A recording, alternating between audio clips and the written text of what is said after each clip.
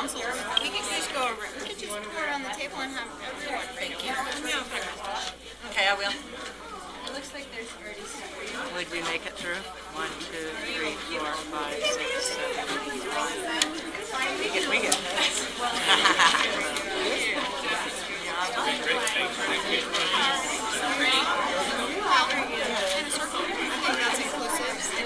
Okay, I think that's a good idea.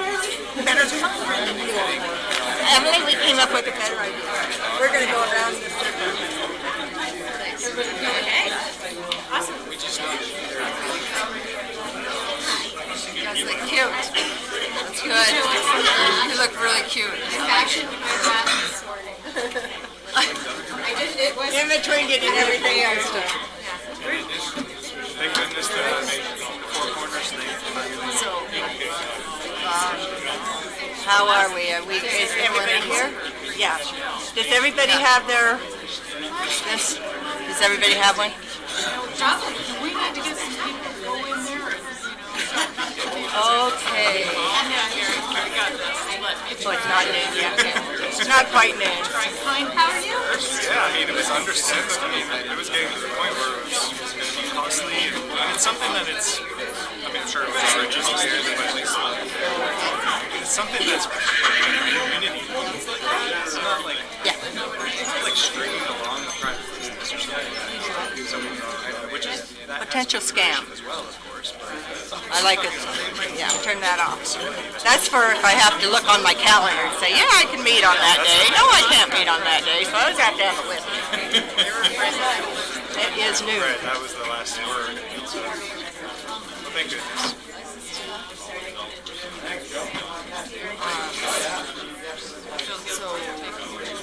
It's interesting how like the boards that I've gone to, there's a lot of kind of awkward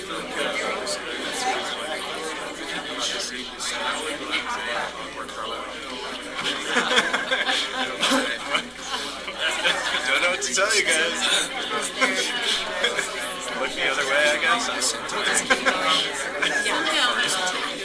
Where's my joints in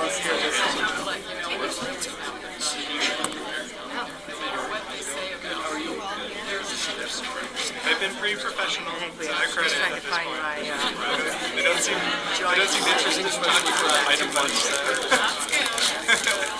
But yeah, I'll be interested to hear. Welcome everyone. Thank you so much for being here to this joint. It's not on? Hello? Is it working? It's on. We can hear you. Is it meant to be amplified? Yes, because people are in the hall. Is it on? Hello? Not on. You mentioned there's a box of buttons. Where is it? Joel? Where'd you put the box of buttons? Right there by the table of stuff. You want to call that Quinn? Okay. Pass it. Just pass them around. We're passing around buttons for anyone that would like to have a button to celebrate, hopefully, the 2020 passing of the ERA amendment. Whoa!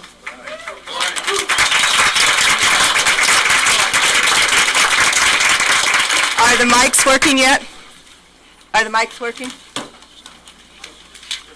Are they working? Oh, technicalities.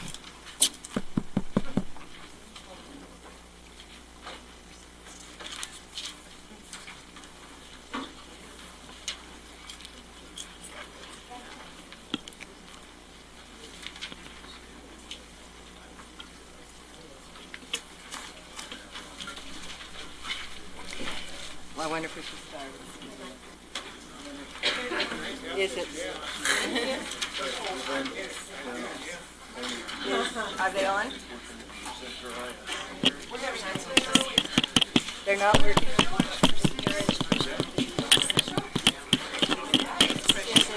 Not working, huh? We don't know why?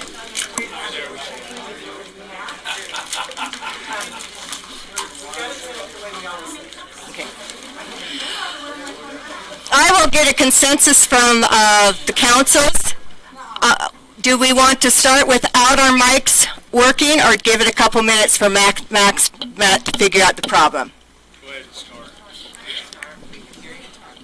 Everybody gets to talk very loud because I think there's people in the hall. So this is very exciting. So it is 12:03, and I am opening this joint city council meeting. Since there are so many people, I think the easiest thing to do for the record is for people to introduce themselves. My name's Mary McGann. I am the chair of the Grand County Council. I'm Jasmine Duncan, Mayor of Castle Valley. Bob O'Brien, Town of Castle Valley Council Member. Pamela Gibson, Town of Castle Valley Council Member. Tori Hill, Town of Castle Valley, Council Member. Harry Holland, Town of Castle Valley, Council. Greg Halliday, County Council. Kalen Jones, Moab City Council. Gabriel Wojtek, Grand County Council. Jalen Hotz, Grand County Council. Tawny Boyd, Moab City Council. Karen Guzman-Newton, Moab City Council. Curtis Wells, Grand County Council. Dragon City Council. Emily Niehaus, Moab City Mayor. Thank you. What we're going to do, because I did not get this into the packet in time, so we're going to have to read it for the record. So what I thought would be, I will start the first whereas, and we will go around the table, and when it's your turn, would you read the next whereas until we complete the resolution. City of Moab, the Town of Castle Valley, and Grand County, Utah, joint resolution. A resolution in support of ratification by the state of Utah of the Equal Rights Amendment to the United States Constitution. Whereas the Utah Territory granted women the right to vote in 1870, decades before statehood, and Whereas on February 14, 1870, 2 days after the Utah Territory enfranchised women, Sarah Young, the grandniece of Brigham Young, was the first woman to legally cast a vote in any election in the United States, and Whereas Article 4, Section 1 of the Utah Constitution adopted in 1895 states, the rights of citizens of the state of Utah to vote and hold office shall not be denied or abridged on account of sex. Both male and female citizens of this state shall enjoy equally all civil, political, and religious rights and privileges, and Whereas, when Utah joined the nation in 1896 as the third state to include women's voting rights in its constitution, Anna Howard Shaw, one of the nation's greatest suffrage leaders, proclaimed, "Utah is dear to the heart of every woman who loves liberty in these United States," and Whereas in Utah in 1896, Dr. Martha Hughes Cannon became the first woman in the United States to ever be elected as a state senator, and a statue of her will join that of Brigham Young in the National Statuary Hall in Washington, D.C., recognizing Martha Hughes Cannon as a pioneer for women's equality in government, and Whereas Utah should tell our history of being a leader in equal political rights, and whereas Utah must reaffirm this historical example of women leadership and highlight the advances of Utah women today. Whereas there is reason to celebrate the historic and ongoing accomplishments of women and their role in numerous positions of importance in the state, and to affirm the autonomy and independence of women to pursue opportunities to serve as elected, appointed, and hired leaders in the state, and to recognize our historical roots of women's equal political rights, and whereas the Utah Constitution is a leading example to the nation that women everywhere shall have equal political rights and enjoy equally all civil, political, and religious rights and privileges, and whereas equality under the law is a fundamental value of the United States and the people of Utah, and whereas legislation and court decisions have increased women's access to education, employment, and public service, and whereas the same legislation can be repealed and the Supreme Court may strike legislation or retreat from its own precedent, thereby eliminating or abridging legal rights currently enjoyed by women girls and their families, and Whereas inclusion of the Equal Rights Amendment in the United States Constitution would require courts to apply the same strict level of scrutiny it applies to test the constitutionality of government action based on race, religion, or national origin, and Whereas Utah residents value the continued participation of women in education, the military, public service, and other spheres of our society. And Whereas the Equal Rights Amendment to the United States Constitution was passed in 1972 by Congress, which imposed a 7-year ratification deadline on states, later extended to 10 years, and whereas the United States Constitution does not expressly authorize Congress to impose ratification deadlines on the states, and moreover, if Congress does have such power, then it also has the power to extend or eliminate its deadlines, and Whereas, well after the 1982 deadline set by Congress, Nevada in 2017 and Illinois in 2018 ratified the Equal Rights Amendment, bringing the total number of states that have ratified the amendment to 37, just one shy of the 38 needed to satisfy the constitutional requirement that an amendment be ratified by 3/4 of the states to become valid, and Whereas Virginia in 2020 became the 38th state to ratify the Equal Rights Amendment, crossing the 3/4 threshold of support required from the states to become a constitutional amendment, and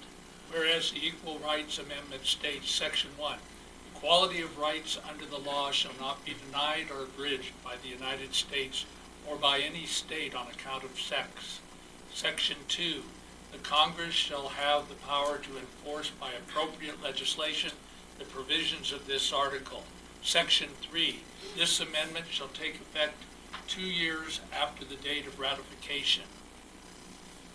Now, therefore, be it resolved that we, the Moab City Council, the Council for the Town of Castle Valley, and the Grand County Council urge the legislature of the state of Utah to ratify the Equal Rights Amendment to the United States Constitution as proposed by Congress on March 22nd, 1972, during the 2020 legislative session. Since I did not get this into the packet or into your hands 48 hours prior to this meeting, I would entertain a motion to suspend the rules and vote on it today. so moved. Second. Motion by Curtis Boyle, second by Robert O'Brien. All in favor? Aye. So said. I now will entertain a motion to, Mary, Bob is not on the Grand County Council, so we need a second. I was just going to say, I'll second it for the county council. oh, okay. Thank you. Okay, thank you. Okay. Now, for the Grand County Council, we are doing for the Grand County, the city, and Castle Valley. I would like a motion to pass and adopt this resolution. so moved.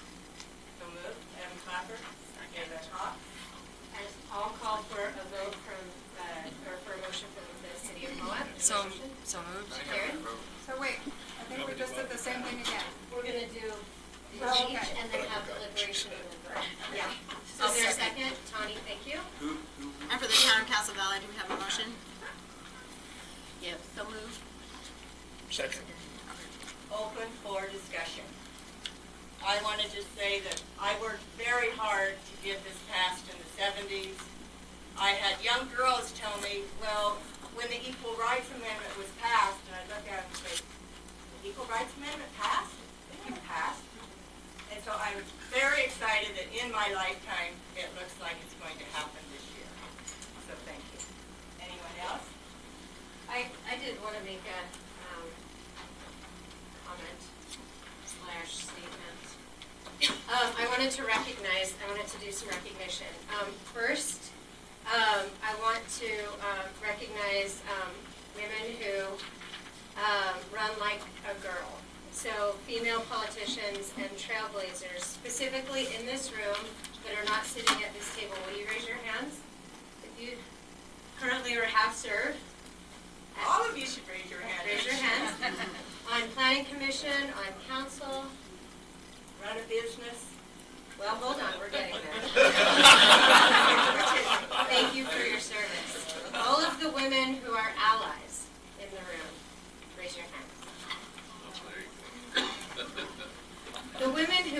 be in the room, I want to recognize because they're working at home with their kids, they're at our schools teaching our kids, or they're busy at work just getting it done.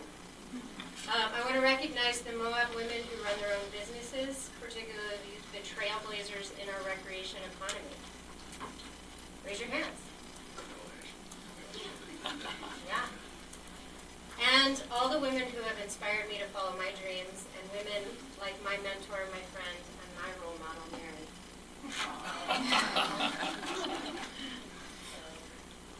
Any other comments?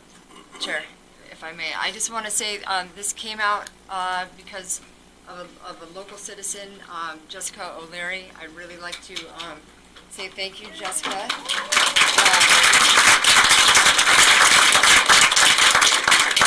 She really was the impetus. We were all in a joint city, county, Castle Valley meeting with Congressman Curtis, and she brought up the question, so would you please move forward with ratifying the ERA amendment federally? And so, and then actually Evan and I had a conversation afterwards, and it was, wow, there's so many issues that we really, we're so in the weeds with what we're doing as a city, and so I just want to point out that we are your representatives, and this is a perfect example of a phenomenal citizen who brought up an amazing issue that brought it to us to try to make this all happen. So thank you very much, Jessica. Thank you guys. And John Curtis did vote on Thursday. He did. He was one of 5 Republicans that voted to remove the arbitrary deadline. So he stood with us. Great. Yay!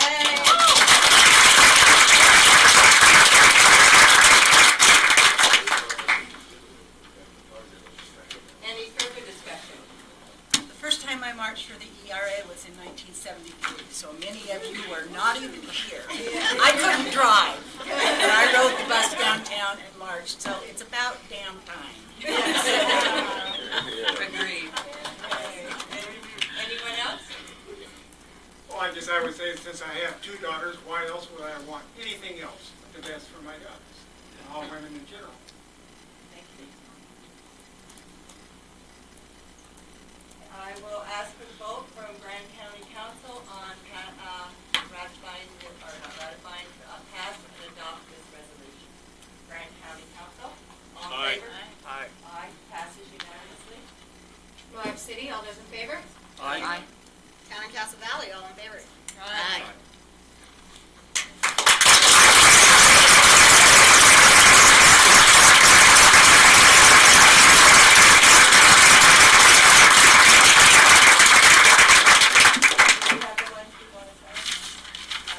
I was told you were going to set off fireworks.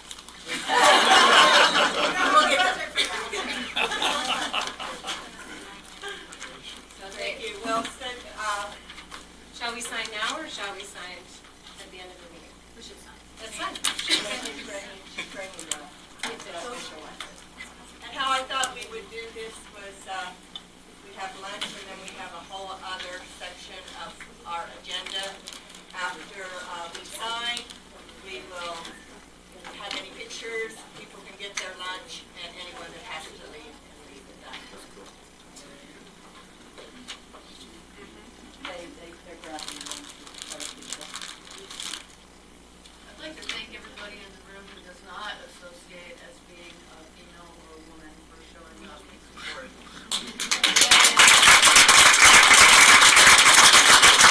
Hey, Bill, are there still people out in the hallway? Should we invite them in? Maybe they can just stand behind us. Or come through. It's really for the Times Independent and the Sundays and Casey and And they're watching up at the state. Representative Quan told me she was going to break at noon today to watch it on YouTube, so. Come on in, there's just standing room alongside, on their side. Well, we can symbolically sign it. It's coming. Oh, it's coming, sorry. Get a patient.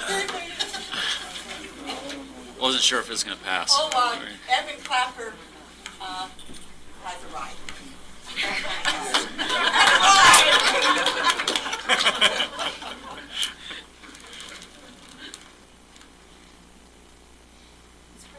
You guys, there's still room back here. Nobody else. He may have gotten confused, like with that workshop or something. While we wait, smile for me, please. While we wait. It's okay, I've got that. Please, it's not very symbolic, but.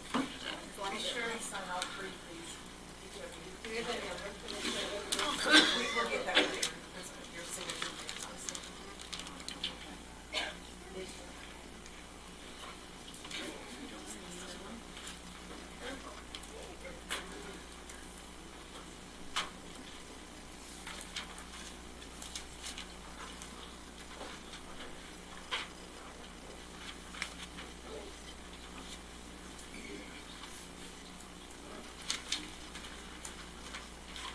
Suppose a thank you to our communities that elected 3 female leaders was also a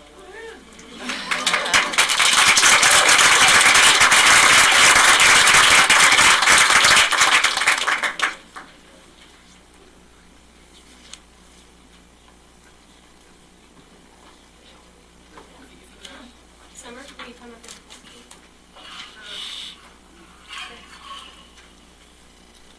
Oh. Quinn, good morning. Well, it says We we're probably have the wrong name. That's okay. It does say Quinn. That's okay. Scratch it out. Cross it out. That's not bad first.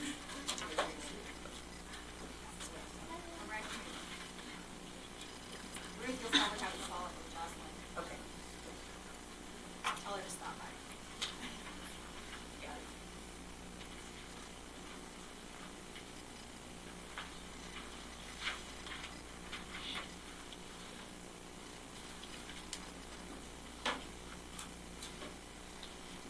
This is our new county clerk, Quinn Hall, right?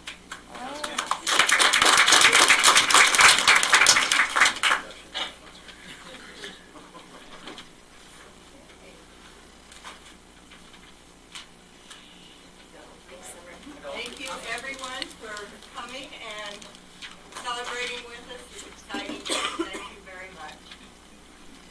And with the county council, the councils want to grab, oh, there's cookies over there made by myself and children and Emily that have symbols of the Equal Rights Amendment on them. So enjoy. Everybody watch this. You will notice they look like they were.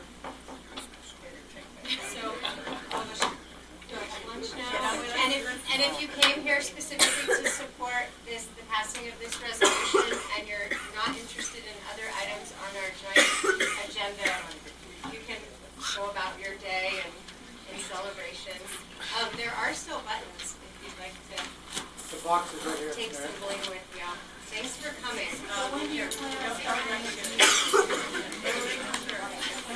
How long's recess?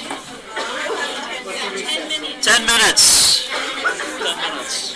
And item B. You want me to get, oh, yeah, sorry.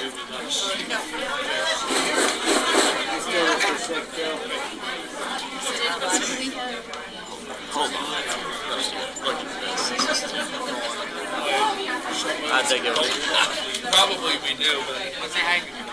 Flag over there. Okay. Oh, well, you're right. There's no point. Emily, on Friday, I was on the hill, though, and then we went to the top of the hill. Set off and all the frickin' signs. That was pretty rad. So,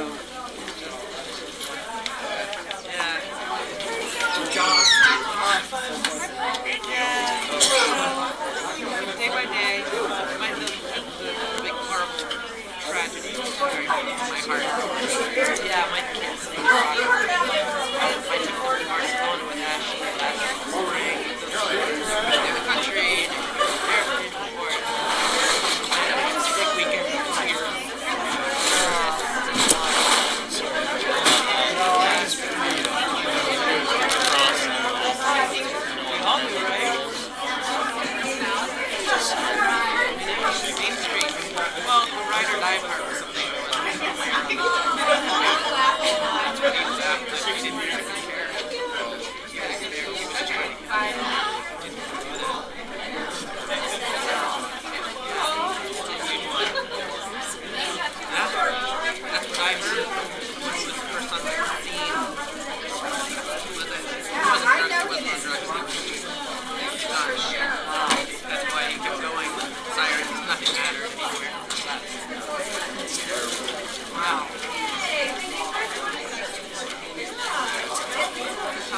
You know, Main Street can just be crazy and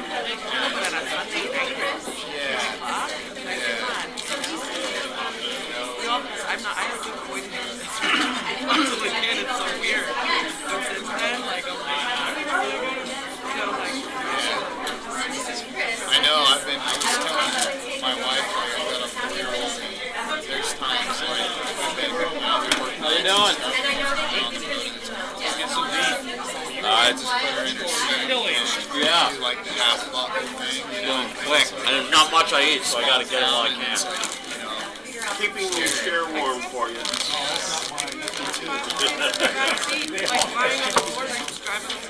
Without seatbelts, the second half smoked a day. I'm a picky eater, man. Only chips and junk food. That's Only this. Yeah, yeah. That's good. That's good. Cruelty free. Coronavirus is it hit us too hard. I mean, it's not to me that we won't be getting any. Yeah. The bus is like last night, actually. The silver. Like, I forgot about that angle. We have What up? You don't eat? Just business, no food? Yeah, I'm just saying. Not a Fritos kind of person? You're doing 2 bags of chips? That's all I do. And,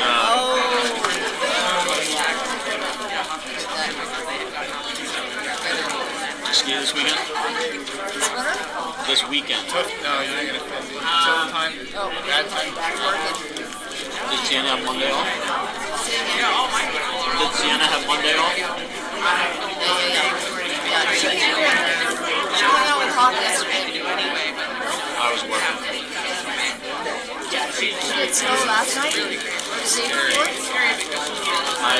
Did we get snow? Did it snow on Sunday? Yeah, but not like they were calling. Oh, really? It was like 2 inches. Winter Park? It was a little further. Yeah. I know, I gotta do my paperwork. I gotta do a lot of things. Oh, that reminds me. Even if it's not. Oh, nice. Okay. Nice to see you. Yeah. Say hi to him.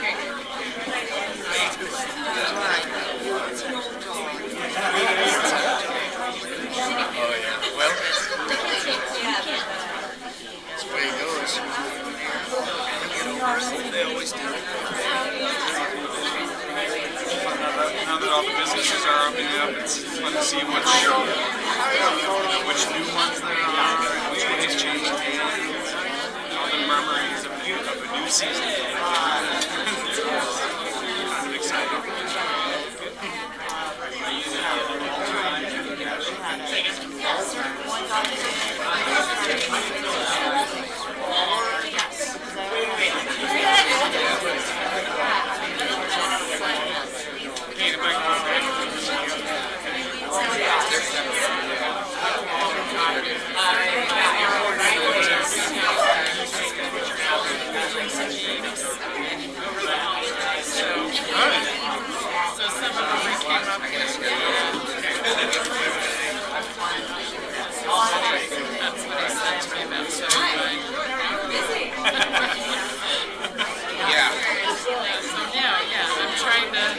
I created a meme out of that, and now I have to get it back to my phone. I had it down over the holidays. Keep trying.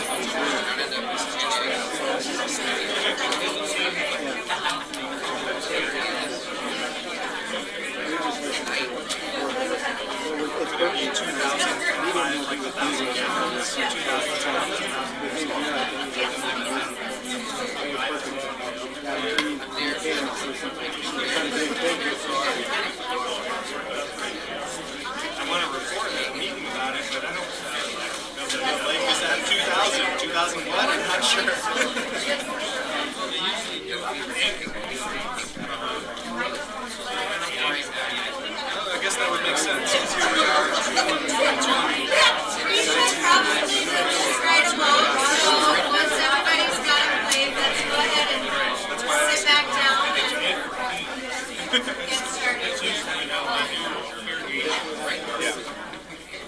Okay. Council's grab their booths, let's step down and get this show on the road. Second part.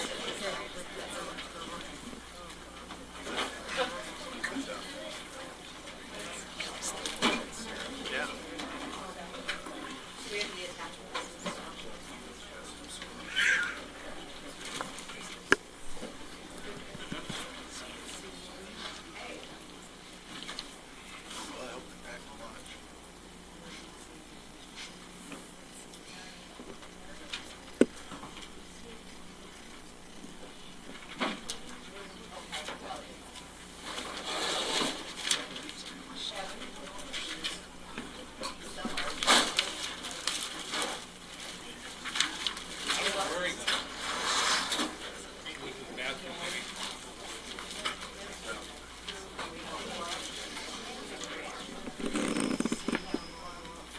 Yeah, we do.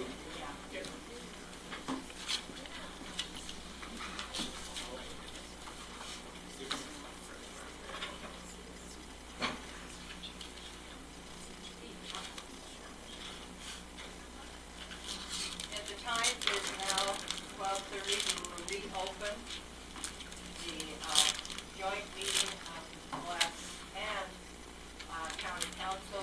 County Council now, the council are not participating in this portion of the meeting.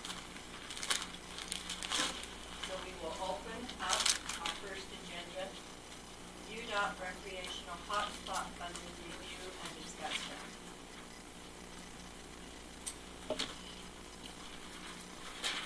Okay, thank you, Madam Chair. I asked for this discussion item as we have just few opportunities to discuss issues with both city and county council members in the same room on the record. This is a program that we've been involved in for some time, a couple years, starting in 2017. Recently the city's, been having some discussions pertaining to the program and funding awarded to, a project that they're currently dealing with. My goal for this discussion with my county council hat on is to not drill down into the city's project as much as discuss the program itself, kind of give a brief review of how the program was created, how we got involved, and just kind of get everybody on the same page as we continue to discuss these issues. So in the packet, under item B, there's an agenda summary that I put together, and I just want to read in the background portion real quick a brief review of what this UDOT hotspot funding program is and how it came to be and our involvement. So in 2017, the Utah State Legislature set aside $100 million in Senate Bill 277 for transportation projects that have a significant economic development impact associated with recreation and tourism within the state and address significant needs for congestion mitigation.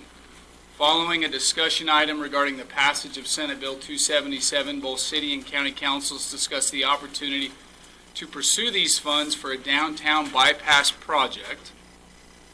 Following this meeting, the City-County Downtown Moab Bypass Committee was created and began to meet on a regular basis with the company of UDOT staff. As we started to get some traction and in my opinion, as UDOT could see that we were serious in our interest in the program, in the fall of 2017, resources became available for UDOT to kind of serve as an organizer of these discussions.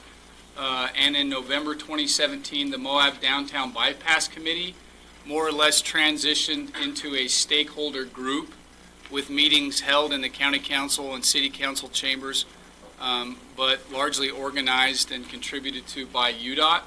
I think at that point it's fair to say that this process became less narrowly focused on a downtown bypass project and more of discussion of other projects that would address these criteria outlined in Senate Bill 277. UDOT committed to $300,000 in study money that is non-hotspot funds. Half of that, $150,000, was put towards a more or less a concept study of a bypass, and the other $150,000 was a process to more or less flush out other projects by the community. There's the original stakeholder committee was largely made up of county and city staff with some private citizens and business people.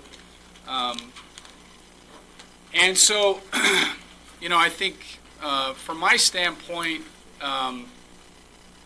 since the evolution of that process and since the county and the city were regularly meeting as what UDOT referred to as the Arches hotspot region. So these meetings and discussions were happening as a collaborative between the city and the county. The city being that the majority of the focus originally in a bypass discussion was downtown, improving downtown, restoring some quality of life of downtown. UDOT cultivated a lot of data that showed how much traffic we're seeing on Highway 191, how much that's expected to increase. Some modeling, including, what a downtown bypass would do. But I mean, the one thing that I feel comfortable saying is that the city and the county at that point felt good as far as, if we're trying to improve matters in downtown, there's going to be a handful of projects that make sense downtown. And I think at that point the context wasn't necessarily this is city money, city project, county money, county project, but what can we do together to be awarded some of these funds from the Utah State Transportation Commission and put them towards projects. There's been a significant amount of developments pertaining to the city of Moab's work in that program and funds awarded to the city of Moab for those projects. And before I want to yield my time to Councilmember Guzman Newton so she can introduce a document that she's been working on, I just want to say that I think what I really appreciated about where we started in this process was that sense of collaboration and partnership with the city. It's always something to continue to strive for. And I think at this point, it was important to kind of bring this subject back to the table while the county council is present to be able to speak on these matters where they feel appropriate, being that we are one half of the Arches regional hotspot group, and how active Grand County has been, both with initially UDOT staff and internally, and then also the Transportation Commission to seeing that our community can receive benefit from this program. So with that, Madam Chair, I would like to yield my time. I'd ask that you recognize Councilmember Guzman Newton to introduce this document that she's presenting today. Item B, it's been placed here next to the agenda. The title is Statement of Consensus. So I yield my time. Thank you. So let me just preface this with, when Curtis presented to the city council, can you, what's that? Okay.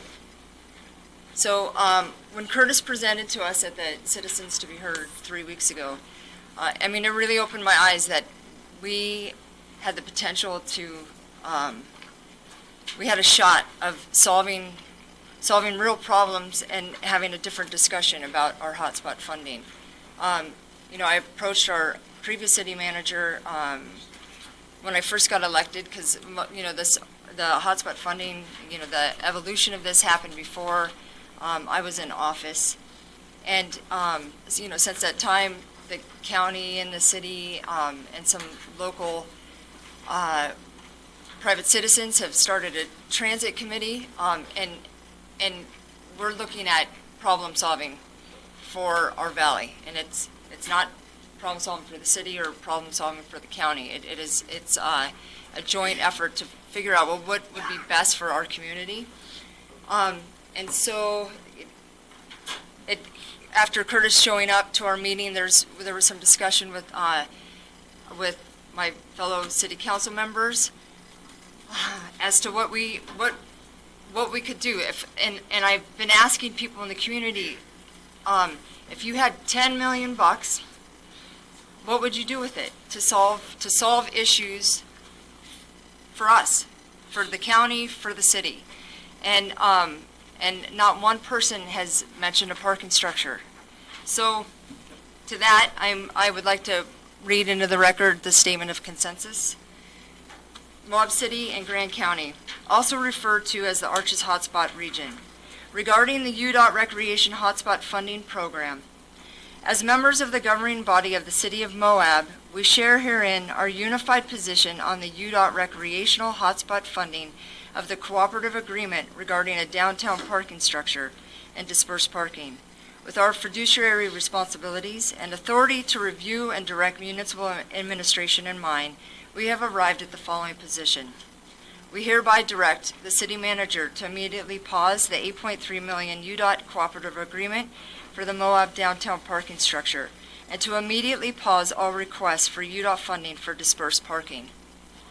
We hereby direct the city manager to work with UDOT in good faith and with justifiable reason to negotiate the termination of the UDOT cooperative agreement, as the cost of the parking structure have increased beyond our control and are now significantly higher than the funds allocated by UDOT. The current cost estimate is $10 million for 250 stalls versus the 320 parking stalls for $8.3 million as stipulated in the contract. This does not include the additional financial responsibility of the city to maintain and operate the structure. We can no longer recommend a parking structure as appropriate use of taxpayer funds.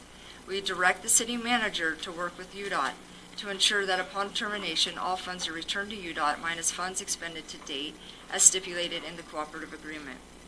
As members of the City Council, we are seeking a return of these discussions to the Arches Hotspot Region format as co-members with Grand County. It is our priority that awards from this funding program be appropriated for the highest and best use of the UDOT recreational hotspot funding to alleviate congestion, increase economic and tourism opportunities, and increase recreational opportunities as mandated by this funding. We advocate that UDOT recreational hotspot funding be used to study and implement a public transit system utilizing a fleet of shuttles with a long-term emphasis on zero-emission vehicles.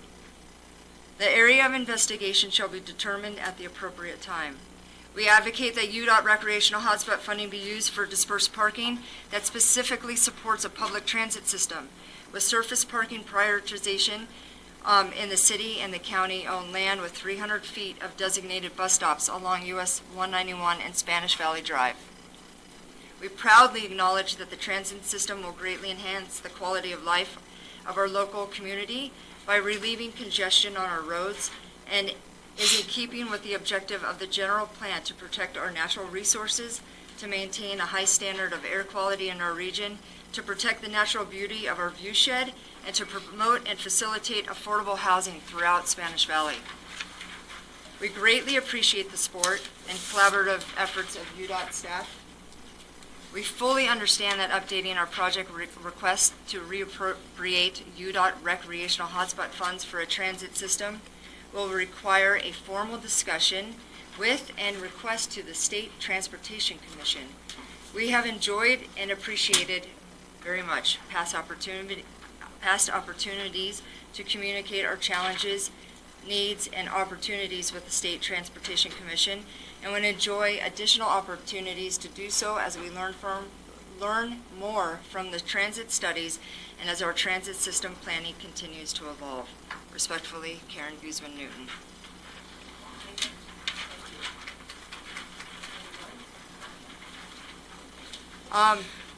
May I, Chair? So, before printing this today, I sent this out to Councilmember Derossery, and she just wanted to, and if I can state this for the record, please take this email as a declaration of my support of the members of the Moab City Council Statement of Consensus regarding city and county UDOT Arches recreational hotspot funding. And then she continues to say that if we were to, it would be most desirable to have a workshop revisioning funds and what projects the community would most benefit from at the time, assuming UDOT and State Transportation Commission are amendable.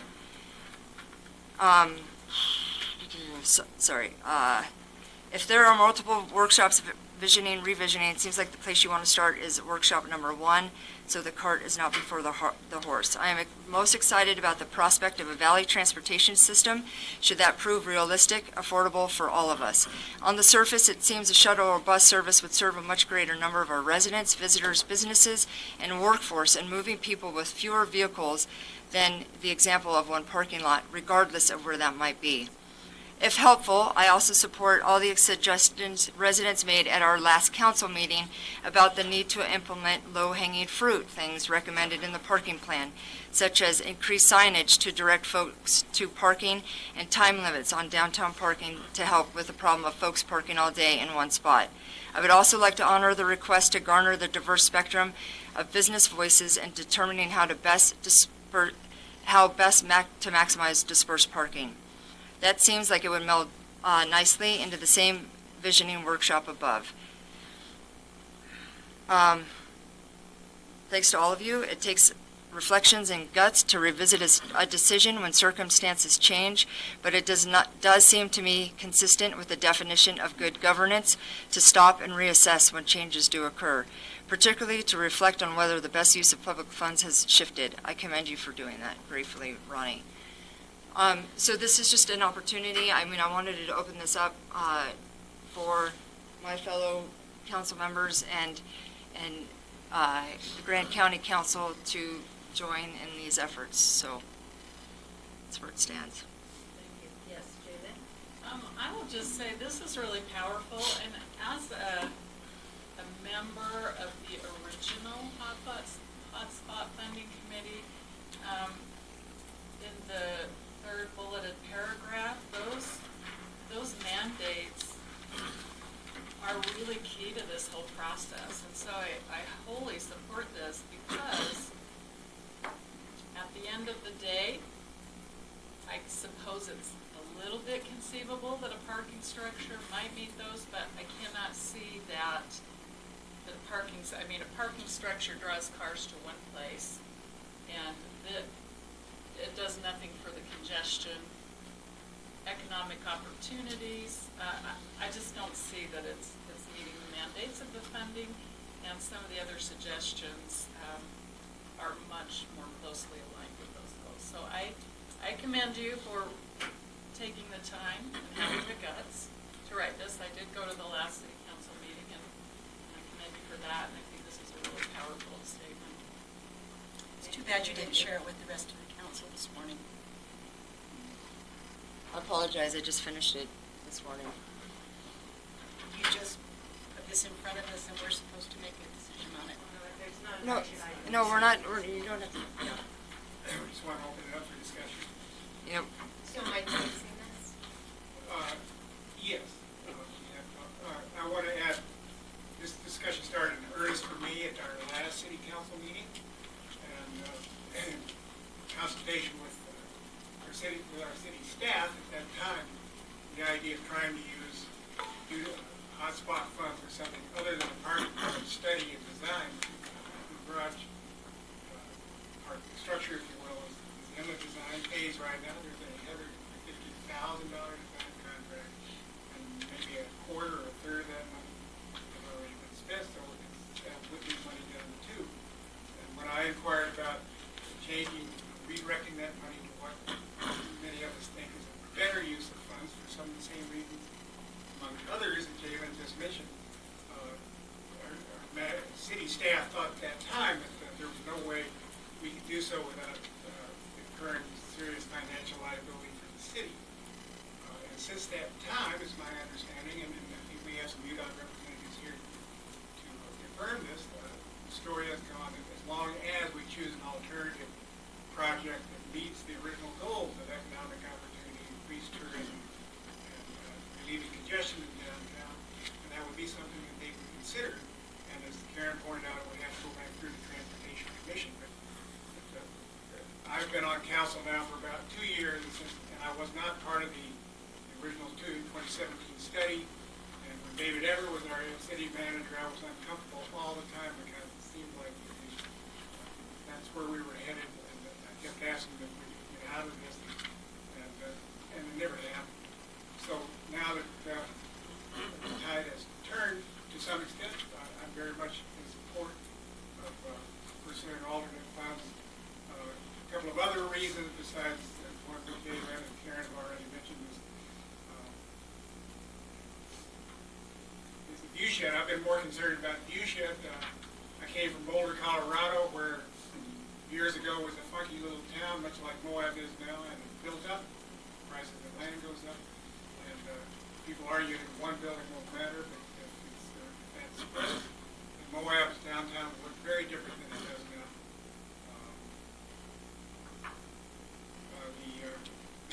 The garage as designed right now cannot accommodate oversized vehicles, which is a critical need for all of us. But mostly I like the idea of a dispersed shuttle system that we're about to discuss here because it serves the entire valley. This is something many of us have been advocating for a long time, and we will have to work on how to bootstrap the system up. $10 million isn't a lot of money, and we will have to use it wisely to do essential services right at the beginning. It won't be ideal, but I'm very much in favor of studying it for feasibility and see what the cost might be. Madam Chair. I guess I haven't had my finger on the pulse since the city kind of took the lead and entered in some of these contracts. And I'm not sure if this is a question for the UDOT crew or someone else, but are there any hard deadlines or timelines in terms of the appropriations and the funding available if we did want to go all the way back to step one in the visioning process? Monty, if you're willing to answer that, Sorry. do you mind coming to sit next to Taylor? Don't mean to put you in the hot spot, but A good opportunity to interview. yeah. Yes. Yeah, let's have the UDOT come up and introduce yourself, and this way you'll be recorded. You're not up here. Put your YouTube face on. Introduce yourself.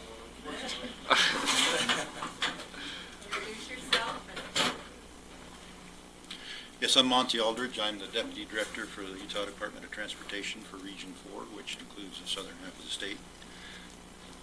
I'm Ryan Anderson. I'm Project Manager assigned to several projects in the Moab area, particularly the parking structure recreational hotspot funding.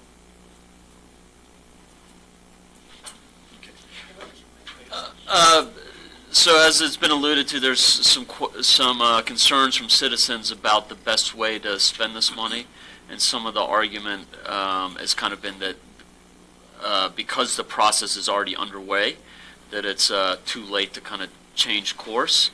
And I was curious if there was hard deadlines or a time frame that a plan needed to be completed if we were to go back to square one in the visioning process. Right. So as far as a hard deadline to be completed, I think we have some latitude there to work through those issues. I think one of the biggest challenges is going to be to identify a project that meets the intent of the funding, the legislative intent of the funding, to relieve congestion is the primary focus. That's why it's called congestion hotspot funding, recreational hotspot funding, and to stimulate additional tourism, economic development, and recreational economic development. Now, I think another part of that would be to also have good consensus and support on a project that can be delivered. And so that's a challenge, as we witness with the current project that's being discussed. And I want to make sure that that's clearly understood. You know, the transit will need to be studied. We're starting down a new path, and quite frankly, we'll need to have some discussion with the senior leadership and the Transportation Commission to try to figure out how to do that. UDOT is here to be a partner and try to work through issues. But as far as whether you're asking me today whether I believe that the Transportation Commission will say, okay, let's move down a different path, that's something we have to discuss with them. So I don't have a specific answer. It's going to depend on does any proposed project meet the intent of the legislation, and we're confident that we can actually deliver a project. That's that's really important to understand. And it might be worth just you, Phil, to share a couple of key points of the timeline. Curtis, when I think it's important to note that we signed an agreement as a council. I don't remember the date. It was at a May meeting, I think. I believe it was listed in here. Yes, it was a May meeting. I don't have the exact date. I don't recall Where the the exact city date. council and UDOT signed an agreement to move forward with the parking structure project. And then we also signed an agreement, I don't remember which meeting that was, with the design. The design, Kimley Horn, the design firm. Do you remember what meeting that was? In October. So we signed the agreement with UDOT, and then just October of last year, which was not very long ago, signed that agreement to move forward with design. I just think that that's important logistically as we're talking about shifting.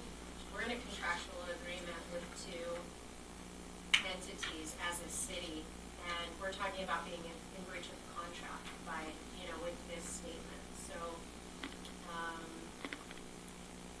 that's important. As you were asking, what are our deadlines? We've actually already hit those deadlines, and then as a council moved forward with the decision to pursue. Can I add just one quick thing? It might be worth noting that the $10 million is not an arbitrary number. That $10 million was arrived at based on conceptual estimates that were done on proposed projects. A list of proposed projects, I believe there were 10, that were taken to the Transportation Commission, one of them being a parking structure, one of them being dispersed parking, and one of them being Main Street improvements.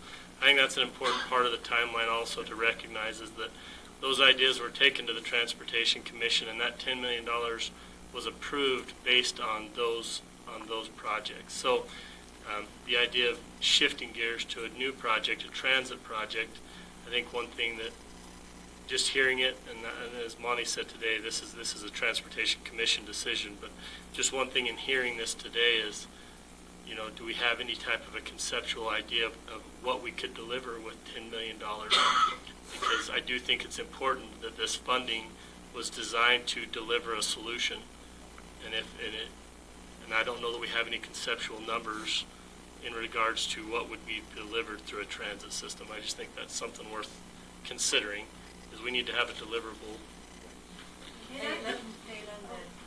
Well, I was just putting in a thing, but I would like to just ask a couple of questions. Okay.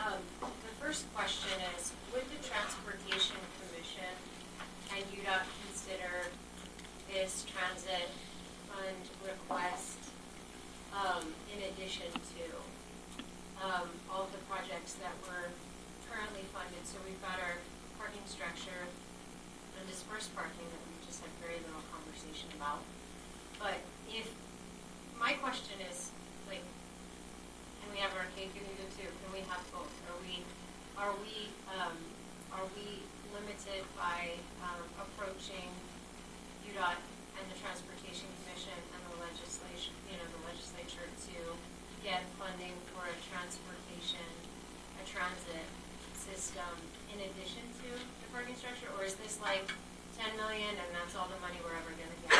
I think it'd be a very heavy lift to expect additional funding. Our TIF program is very tight currently, and that's our statewide transportation endowment fund. And I think it would be very difficult.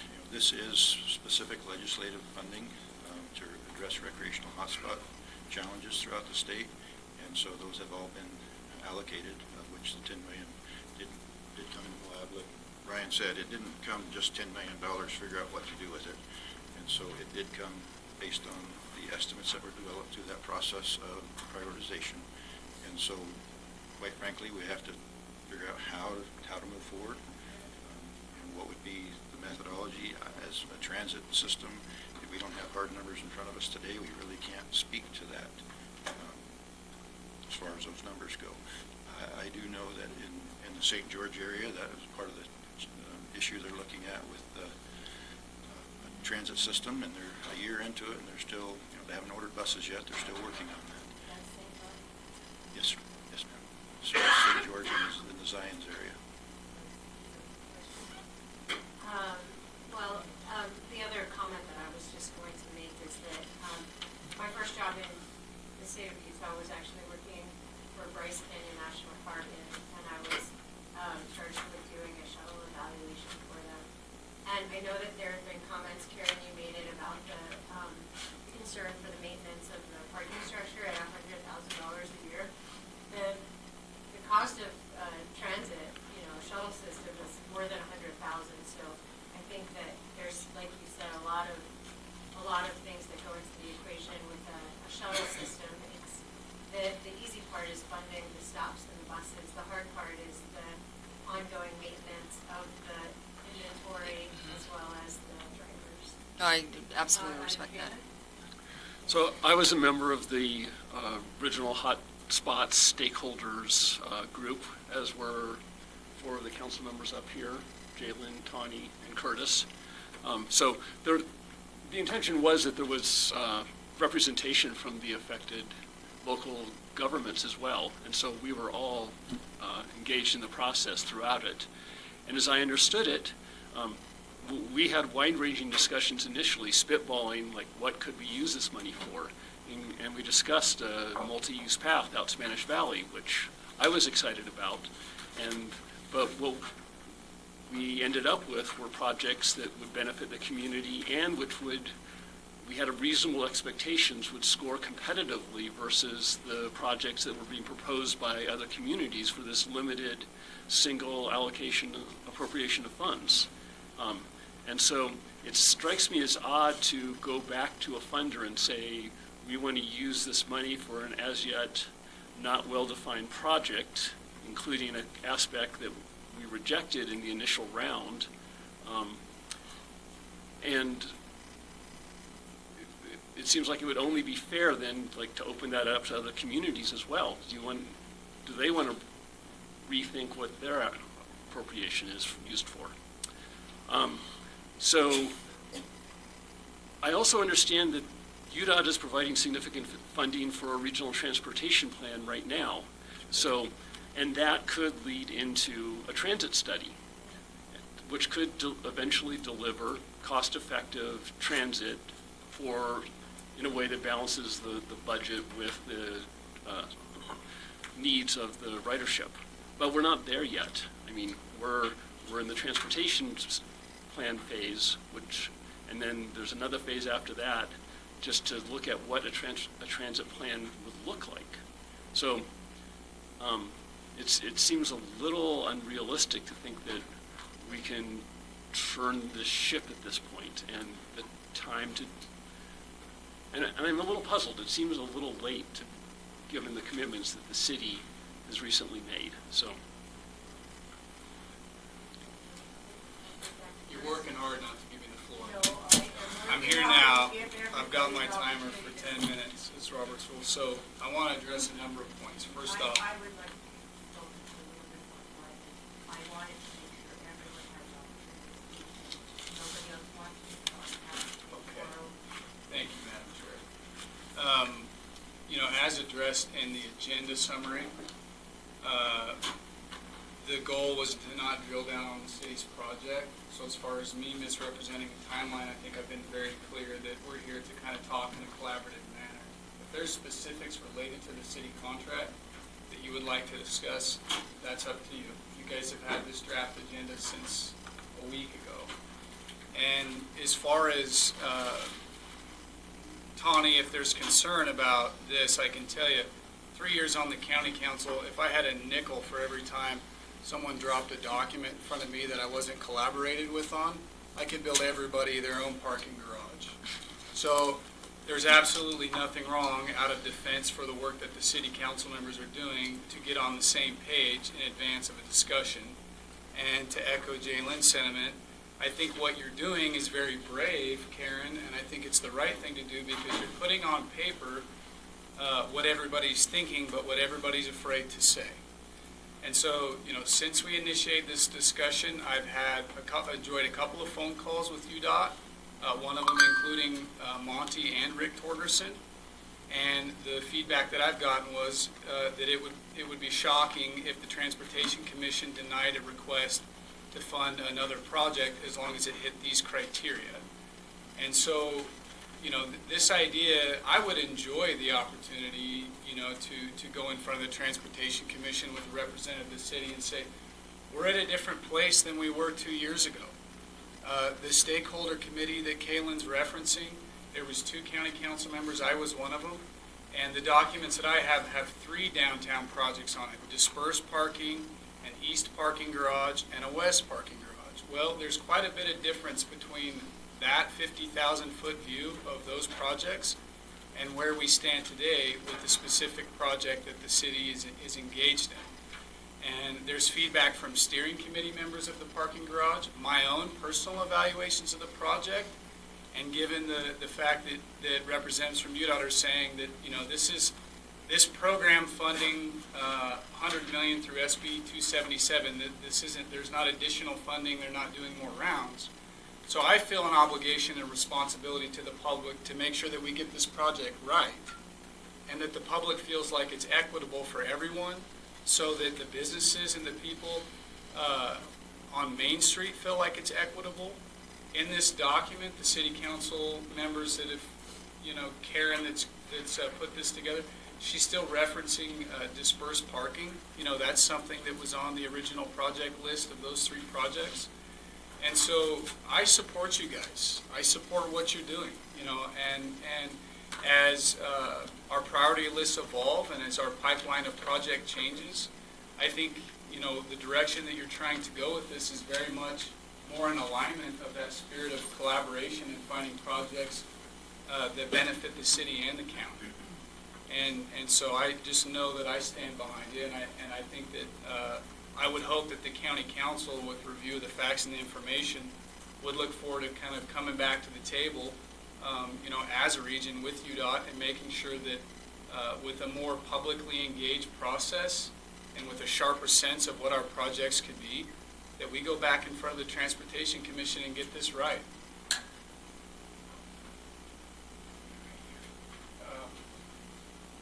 I agree with Curtis. I think what I've heard also over the years is a widespread support.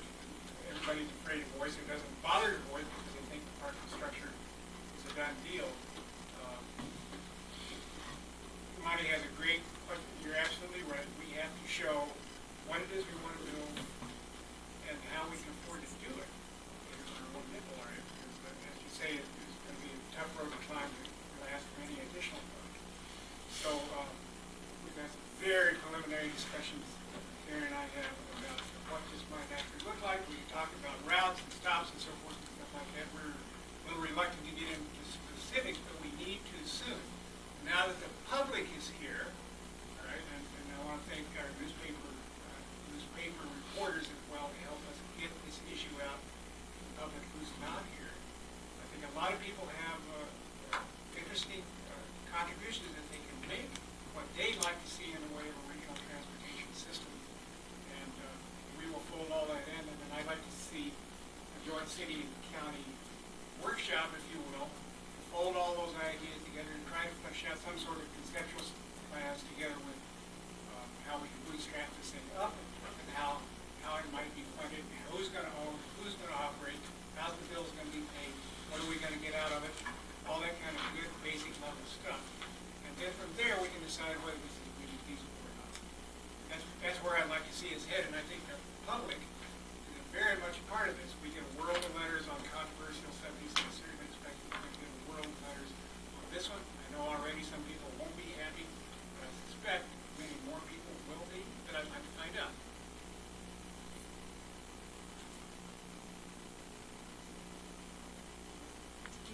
Thank you. So, again, I really want to bring back this balance. I mean, we're at a point in our community where we're standing on the high dive at the rec center, and we're looking down and it's scary, and we need to jump off, because every meeting that I've gone to in the last 2 years continually talks about transit, and we're doing a parking structure that is going to bring all of the cars from the hotels down to the central location where the congestion is to begin with seems really backwards. So, I mean, we are in a position that we, can sink or swim, but again, it's that question, if you had $10 million, what would you like to do, and what is going to be the most balanced, equitable thing that we can do for tourists and for visitors, for economic stability, to allow people to buy homes that are being created right now in the high-density overlay zones, and not have to be reliant on vehicles. I mean, we have all these, environmental standards that we're trying to live up to within, the county and the city. This is an opportunity, again, just to, to get more vehicles off the road and offer an option for our community members and also visitors. So just would like to end with that. Just that we have a meeting today, the city council has a meeting today from 4 to 6, where we were going to have a further conversation about the parking structure. So I just wanted to point out that we are, looking at that today at 4. So that's what I was moving forward.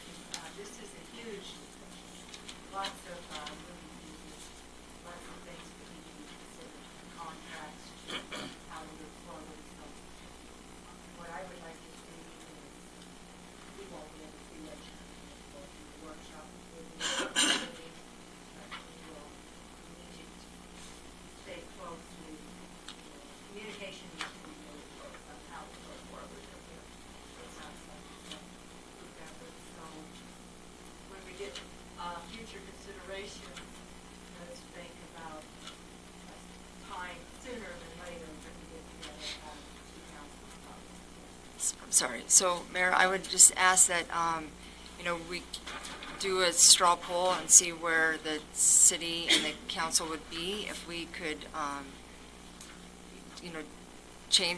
basically change tracks. I think the workshop tonight is focused on a parking structure. I don't think that's the discussion we should be having, and I would appreciate having that a joint workshop, depending on what the temperature is of the room. Well, let's draw pull on Okay. the city, Okay. so those that would be in favor of sticking to the plan with the parking structure.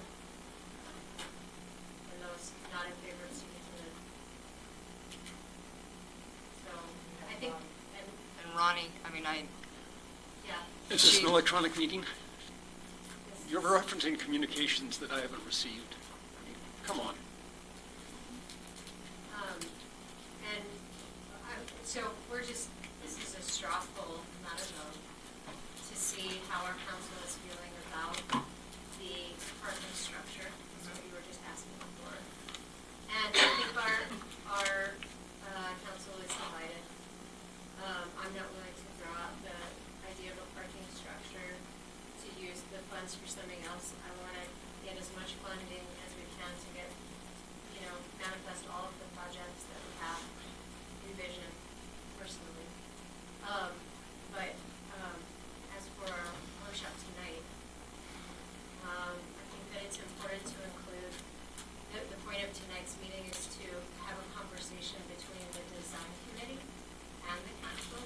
And from the conversations I've had with the design committee, it sounds like the majority of the design committee is actually in favor of continuing with the structure. The only opposition is of you and Becky Wells, your wife. Oh, come on, That come on. I'm Clean it up. that's- Order. I'm sorry, Come on. no, I'm just representing the view of the design committee. That's incorrect, and I would advise you to change course here. Let's not go down that. Yeah. So yes. I just wanted to let the mayor know, I'm not able to be at the workshop this evening. I just can't take that much more time away from work. But I think it's important to realize, first of all, we are a municipality that entered into contracts. We don't want to be known as a municipality that reneges our nose or is in breach of those. I'm not opposed to looking at other alternatives and how we can create a project that works. If this one needs to be modified, I'm not opposed to that, but I'm not willing either to completely scrap it.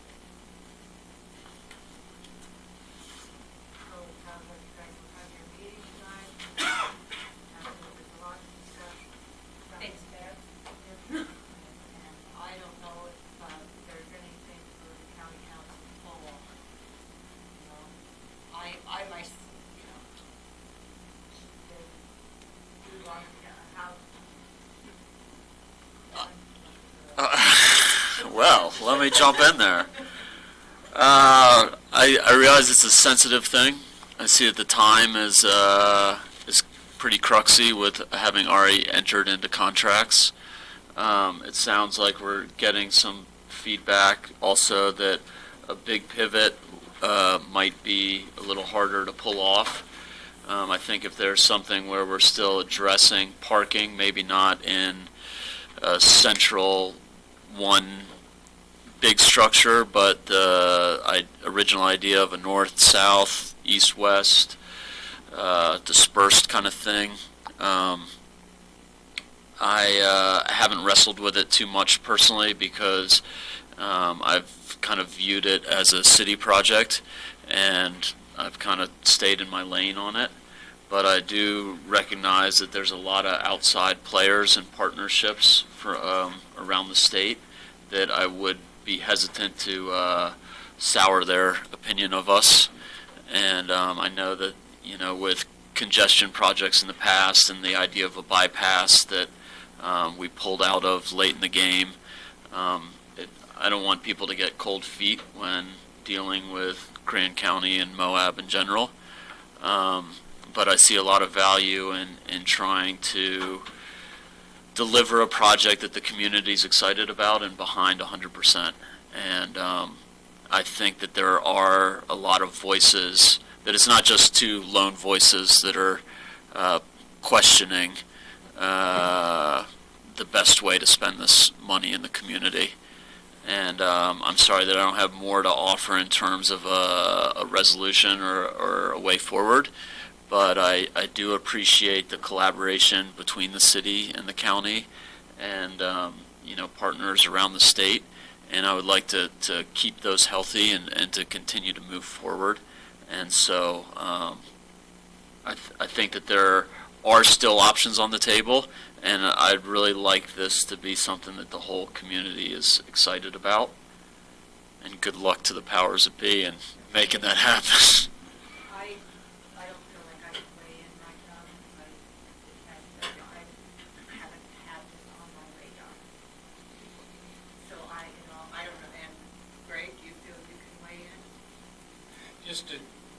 I had an idea just popped into my head.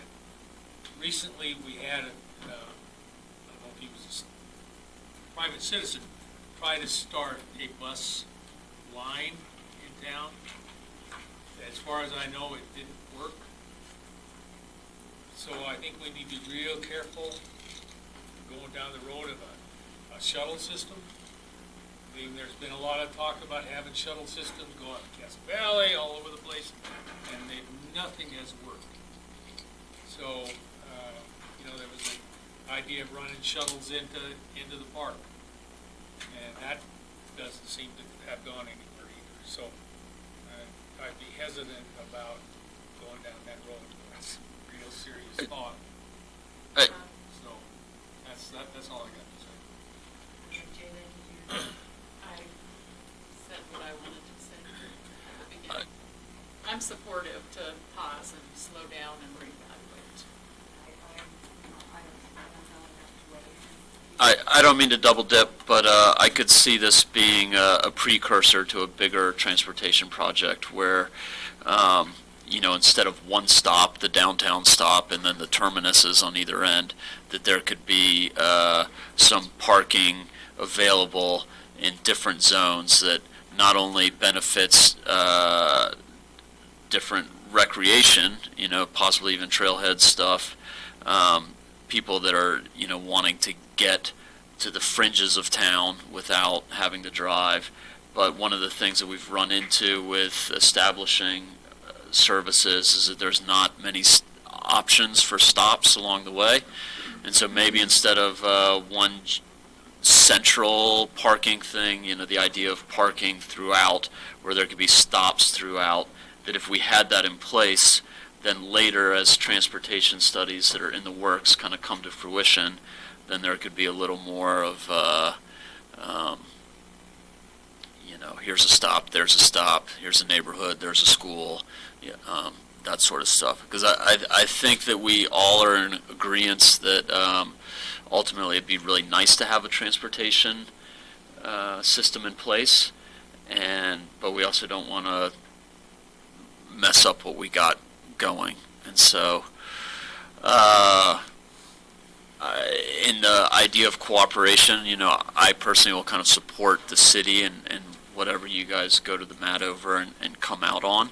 And I think that it's important for all the stakeholders to not only be excited about it, but,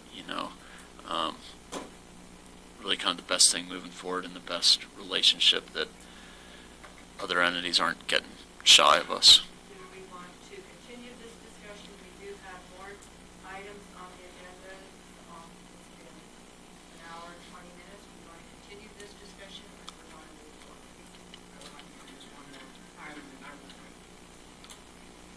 Two more points. I just want to iterate, the primary driver for the downtown parking structure in the first place was to replace parking walls down Main Street or widening Main Street.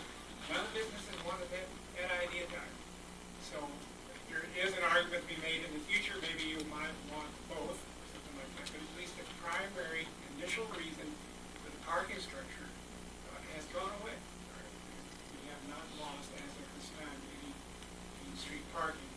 And the other thing I wanted to add in terms of what this bus, call it a bus, we're talking about electric shuttles here as a kind of vehicle. But one other way to describe it is that in the beginning, we don't really need to build any new parking lots at all. The idea would be, for example, you start at the Marriott just on the north side of the river, and basically the shuttle would take you go hotel shopping, shop to shop. The idea is to try to encourage visitors to leave their cars at the hotel and residents to leave their cars at home. That's the way we're going to reduce congestion. It's noise bits to the hotels, it's amenity I think they would enjoy. Should relieve congestion downtown. That's the basic idea, to hop from the hotel, and maybe another popular spots. We've talked about the option of coming up Spanish Valley Drive to go pick up some residents on the way back. But that's the basic idea, is to get visitors to leave their cars in the parking lot because they've got convenient, classy, exciting vehicle to ride in for one thing, and residents to leave their cars at home. So that's... Oh, just a short thing, just because some folks may not be aware of it, that dispersed parking, we're still working on that. That is not off the table.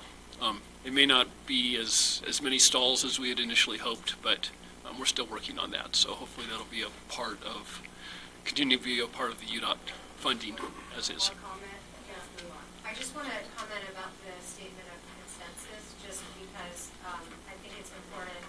I want to support our council in making sure that everybody has their voice, and consensus is when everybody agrees. And it doesn't seem like this statement was drafted with everyone. So I don't know what the intention is with the title or with the statement itself.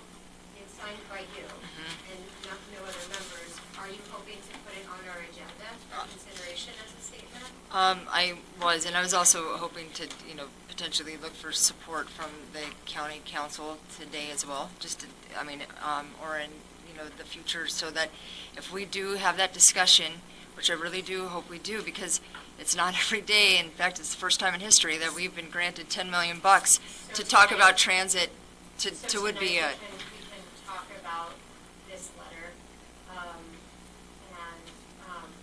if you want to, if the idea is to come to a consensus, that's where everybody agrees, and I don't think that this is where we are yet. But Okay. I am encouraged to get to a statement of consensus with our council.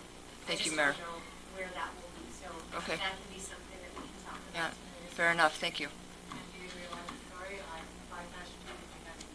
The only thing I would have to say is just, I guess I don't have anything to comment or add until the Transportation Authority makes a response to the notion of a pivot. Until then, I don't really have anything to add to the conversation. Okay, so we will move on to item C. Duplication of city-county services and opportunities for collaboration and consolidation. So this one's not as fun as the previous item, but essentially this is a follow-up, to a discussion that we've had,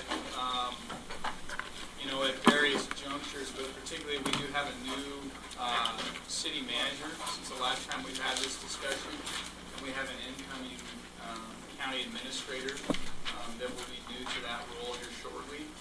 And so this is just a reminder to both councils that in the Grand County optional plan that we operate under, this is a direct quote: "The council is encouraged to fully cooperate with the city of Moab and other government entities and to fully utilize all mechanisms legally and practically available to consolidate and share governmental services, functions, and facilities in order to maximize governmental efficiency and economy."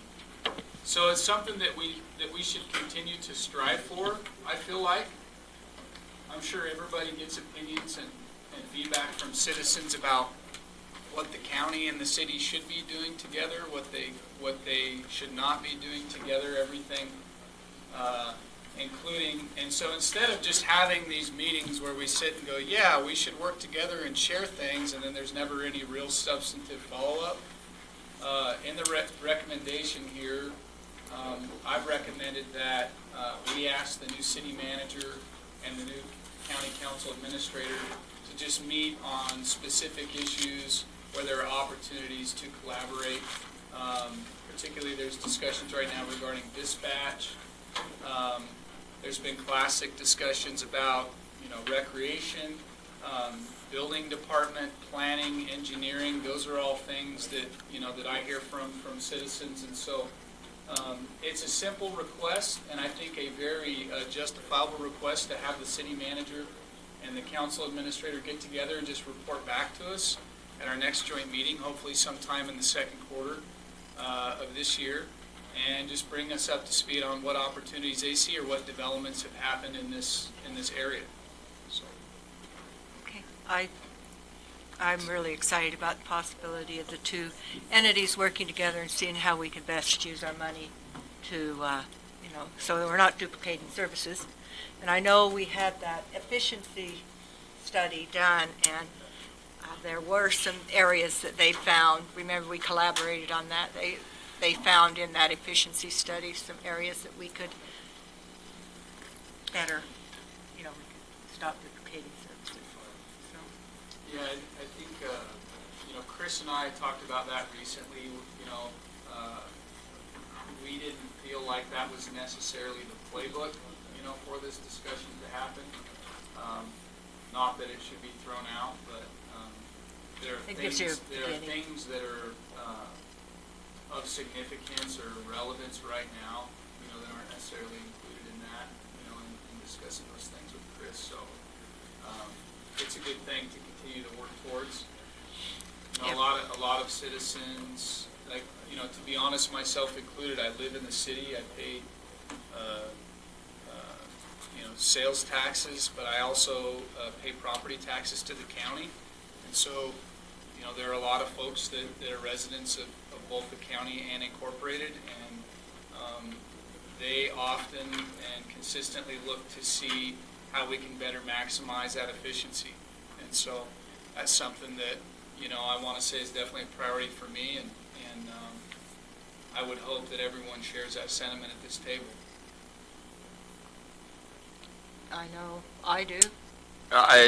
I was just going to say I didn't see the that list that you just kind of went through in the agenda summary, and that seemed like a nice place for the conversation to start.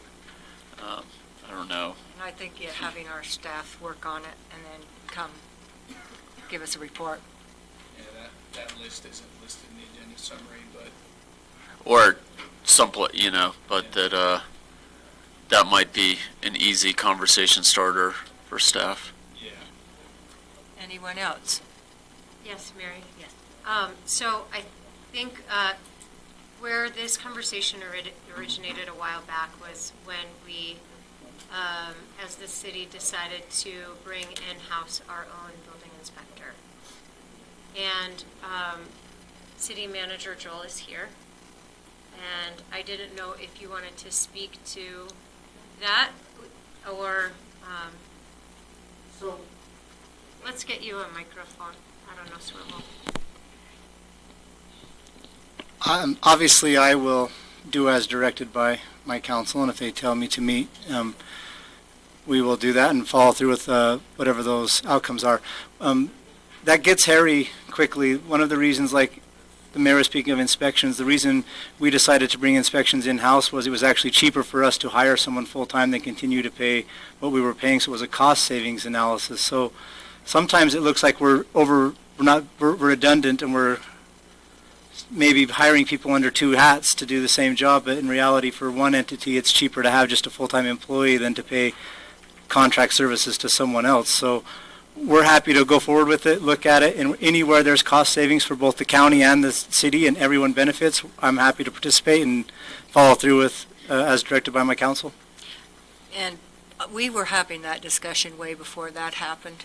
As a council, we were talking about how could we collaborate with the city and how could we, beef up what we're doing so that we're getting more bang for our bucks from our tax dollars. So that discussion of looking at that happened before the city pulled, got their. And I'd be happy to look at the I always study. hear, why don't we have a sheriff's and a police department? Now that would be really, that would be a stiff subject to go to. So yeah. We're going to start unified too.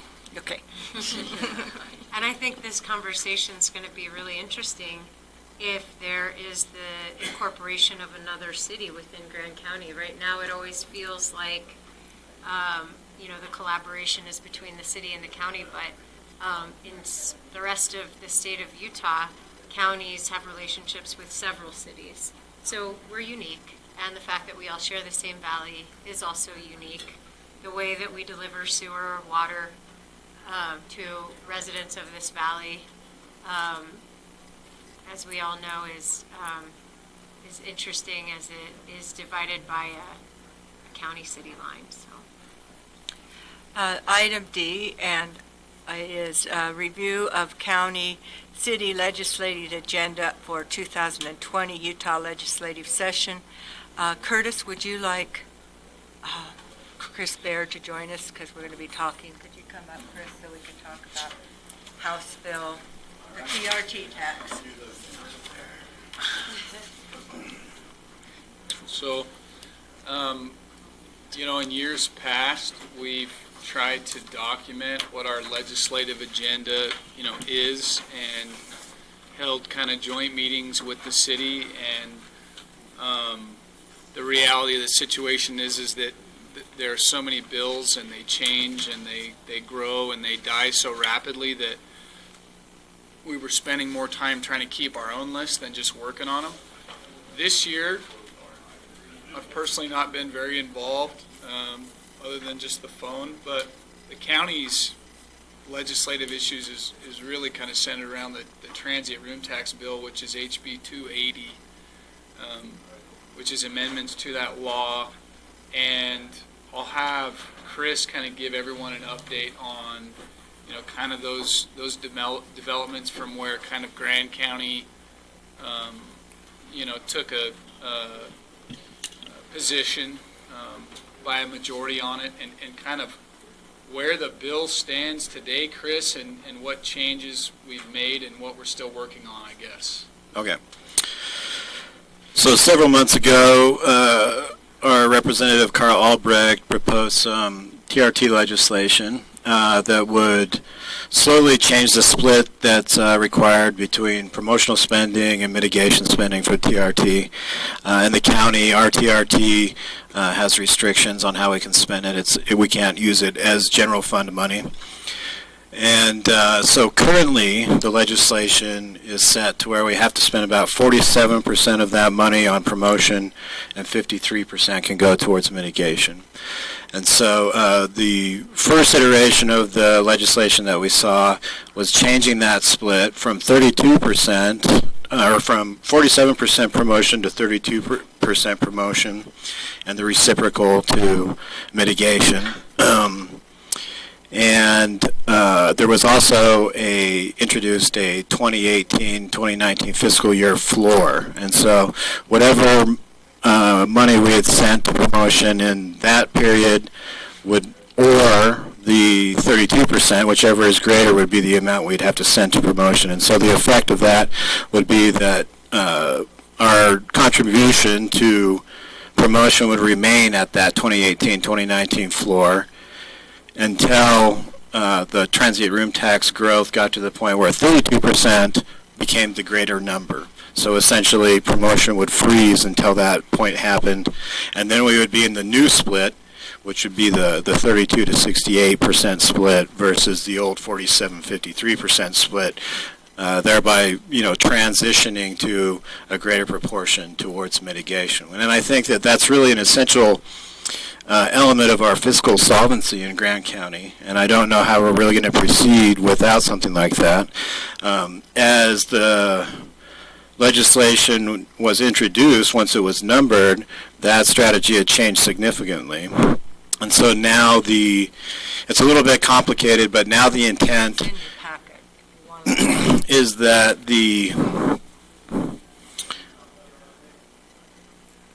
amount of money collected up to the amount of money that was collected total for fiscal year 2018 and 2019 has to be split 47-53 according to the current legislation.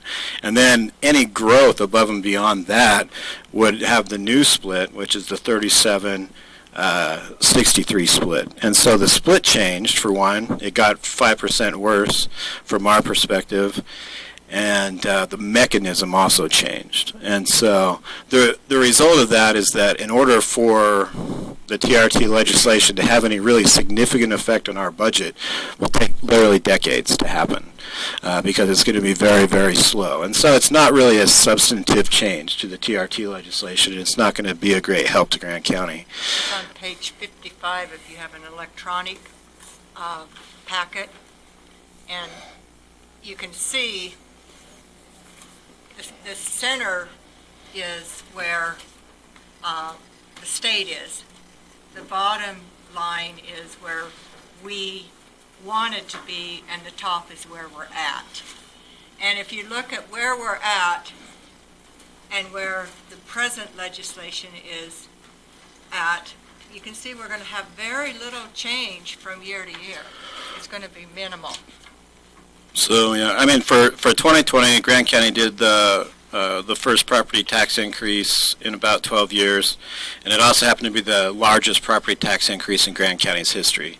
And I think that a lot of that comes down to the fact that our promotion and the growth that we're experiencing in this community is creating expenses that are exceeding the revenue that's coming back in. And so the way that I analogize the current TRT legislation is it's a bad business plan. It's a business plan that's leading Grant County into financial insolvency. But it also affects the city of Moab because you're having to deal with the same growth and, probably revenue structures that aren't adequate to meet your needs either. And so, from my perspective, I have to say we're going to get into a really tough situation financially if we get to the point where we have to keep hitting the local citizens with a property tax increase to make up the deficit that we're building every single year when we can't keep up with this growth and the revenue structure isn't matching it. And so I don't know what the outcome of that's going to be. To me, in my head, it looks like a train wreck between saying, are we going to pull the plug on TRT and take that really brutal hit, or are we going to continue to go down the road of getting further and further in the red and making up for that by either cutting statutory services that we're required to provide or by taxing the property owners. Grand County has a very, very small fraction of property that's taxable, less than 5%. And when we send out the tax bills, only about 6,000 letters go out. So 6,000 property owners are required to take the brunt of any property tax increase. And so it really doesn't take much of a property tax increase to have a really profound effect on people's property tax bills. And to expect that those 6,000 property owners are going to be able to prop up the infrastructure and the costs associated with providing services to millions of tourists every year, it's just not possible. Chris, have you heard back from Lincoln Shorts? I know you emailed him asking about, because the other thing in this bill, and help me if I'm saying this incorrectly, is the ceiling. It doesn't come to, if something happens and there's a worldwide recession and our TRTs go down to where we're getting less than we had in 2017-18, according to this bill, we will still have to pay 2017-18. No, But it that's not. changed. Well, one of the problems with establishing that floor, that 2018-2019 fiscal year floor, was what happens if total TRT collections actually go down, and then we're locked into providing that higher amount of money from that year, and we wouldn't want that to happen. And so the legislation was drafted so that if total TRT collections fall below that point, that will revert back to the old split of 47-53, and that's the way that the legislation is drafted now. There was an error in the language, and Lincoln had acknowledged that error, and I believe has corrected it, that would have required us to actually contribute vastly more to promotion, and it was just an error on his part in the language, which he indicated he has corrected. So it was good to get that fixed at least, because otherwise we would end up sending 66% to promotion just by the way that the error in the language was drafted. And so I believe I got that taken care of, but I don't know how it went from where it started and ended up where it is. There was some negotiation involved, and I'm sure it's with tourism lobby. And I don't know what our community wants to do about it, but I really feel like getting the TRT legislation to a point where it's actually at least breaking even for us is important. Otherwise, I feel like the Travel Council and promotion in general is at risk because it's a bad business plan, and I don't feel like we can continue to drive ourselves into financial insolvency if the legislation doesn't change. Yes. So, Chris, thank you so much for having such a deep understanding of the implications of the bill. So I've had conversations with Cameron Deal. He's the executive director of the League of Cities and Towns, of which I'm also a board member. For cities, the removal of the sunset is a benefit. So that's been perceived as a win for cities. But I have shared with both Cam and with Casey Hill, the individual that we hired for lobbying on the city's behalf, your language. And so I just wanted to let everyone know that that the city is supporting the county in that effort, and Okay. that language has been shared. Okay, thank you. Yeah, because the language that or the red line draft of the legislation that I presented was really just to bring the legislation back to the point that we first saw it at. And a big part of the reason for that is because at that point in time, Grand County Council met with our Travel Council, and even some members of the Travel Council are on the Chamber of Commerce, and we gained a consensus that this was an acceptable, route forward. And so it's frustrating that we in Grand County came to a point of consensus among varying interests, and that everything changed since then. And so that's the only thing that I really did with that legislation, is to redline it to bring it back to that point that we were accepting of. And I think that, and this kind of goes to a lot of issues, this point, which is that all of the city residents are county residents, and they pay county taxes, whatnot. And so, by the city helping the county out to keep property taxes low, you're helping your citizens out because they all pay county property tax. And it's the same with any, the previous concept of combinations of services. Your residents are going to be paying the combined amount of money between the city and the county for any service that they receive. And so it's really that combined amount that matters to them, not just one or the other. And so that's, one concept to think about. And to always keep in mind that, when we help each other, we're really helping, both, especially in the city, helping our citizens in a variety of different ways, because they are residents of the city and the county, and they're paying to support both entities.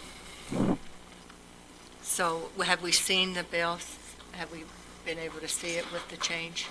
Lincoln did send me some a revised version that I believe does correct the error, but the formula is the same. Yeah, I mean the formula is the same, and like I say, I ran it out in an Excel spreadsheet. It's going to take a very, very long time for that legislation to have any significant effect, and we're going to come to a kind of a crisis state well before that point, I think. The rationale from the sponsor of the bill for the formula amendments not being in alignment with what Grand County recommended was that he really wanted to find consensus and compromise with the Tourism Industry Association people. And so he was pretty firm at, the structure of the bill as it stands today. So, that was my feeling when I talked to him as well. I mean, I would say it's a process, and for folks that thought that, we could ask for the moon and it was there for the taking, I mean, this is just a good example of these things take time, and it's would be speculative and assumptive to understand exactly who's opposed and who's in support up there, unless you're up there in the middle of it. But it's not done yet, and the bill is still moving along, and making sure that you're not hurt by it, which is kind of what we've been doing recently, and B, seeing what opportunity there is to improve it, according to the agenda. So, I think still kind of going from concept, in a white paper from Chris, and kind of getting a point where it's legislation in the hands of a member of leadership is progress, but there's still a lot of work to do. So at this point, if they fix that error,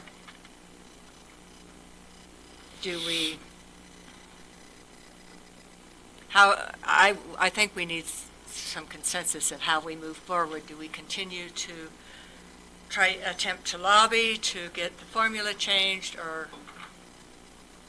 would that just make them mad and have them pull the plug on us, or do we accept that there is a little bit of help, very little bit, and then next year go back to the drawing board? I think as a city and a council, county, we all need to know how we're going to approach our legislators, because we want to seem unified.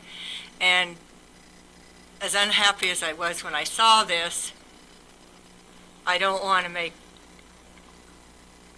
it worse. I want to see how we can move forward. Maybe next year we could go back to the drawing board and make the formula better, or do we want?